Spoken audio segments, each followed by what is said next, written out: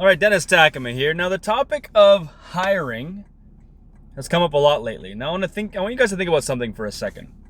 Number one, about 70% of employees, and this is based upon stats that other people have done, not me, but around 70% of employees don't actually like where they work. They complain about it to their friends. They don't really want to be there. They're not really putting in their best effort. So 70% of people are in that category, meaning that 70% of your employees, well, maybe not your employees, but employees in general, are looking for work, probably will even at work or when they get home from work, because they're just not happy with where they're at. So then people will say, well, then as my staff aren't performing or doing what they're supposed to do, so I need to hire some people. But every time I hire some people, I can't find good people, and people cost too much, and they do equipment damage, and they do this, and they do that. And I can't just seem to find the right ones. So I'm going to let you in on a couple of secrets. Secret number one, the traditional hiring process that people go through is broken. The way most people write ads, the way most people hire people, the way most people filter people is entirely wrong, but we do it anyway because we watch everybody else do it, and there's a way better way to do it. Our clients do it all the time, and it has way better impact on the type of employee that you get. Number two, if you're thinking about hiring, I need to ask you some pretty strong questions first.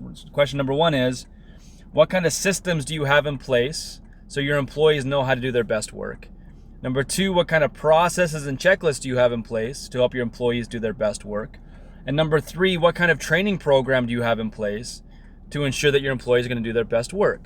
Because training is key. Now people go, well, I don't need to really train because I'm trying to hire people with experience. Well, okay, fine. Let's handle that one. What is experience? Experience is the habit of doing something over and over and over again and getting a result. So if you do something and it gets a good result, you got experience. If you do something and it gets a bad result, well, quite frankly, you've had an experience, but you've learned from it. So what does experience actually mean? Does it mean you want somebody who for the last 30 years has been doing the same job the same way over and over again? Or do you want somebody, when you say experience, who has had a touch in everything that can possibly go wrong in that position, knows the best path to take? What are you looking for in experience? Do you even know how to filter for that kind of experience? So if you're hiring somebody, if you're looking for somebody, rule number one, look at your culture first.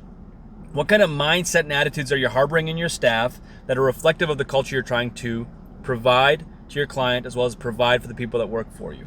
Number two, what kind of training do you have in place to bring them up to speed as quickly as possible? Number three, what kind of processes, systems, and checklists do you have in place to ensure that they're doing their activity properly and the KPIs are there? Number four, is your hiring process your traditional standard hiring process, which is put out an ad that doesn't really say anything, bring people in an interview where you're going to lie to them and they're going to lie to you, and you're going to hope that it all works out. Before you hire, realize 70% of people are looking for work, meaning your best employee is probably working for somebody else right now, and and somebody else's best employee might just be working for you. So think about that for a second. So there's no shortage of people that want to work. People love to work. People were designed to work. That's what we're made for. But what people want is meaningful work. And if they can't find meaning with you, and they can't find recognition with you, and they can't find appreciation with you, then they're going to go find it somewhere else. And by the way, if every time you talk to them, they're afraid the hammer's going to come down because you're an asshole, you're never going to find anybody. Until next time.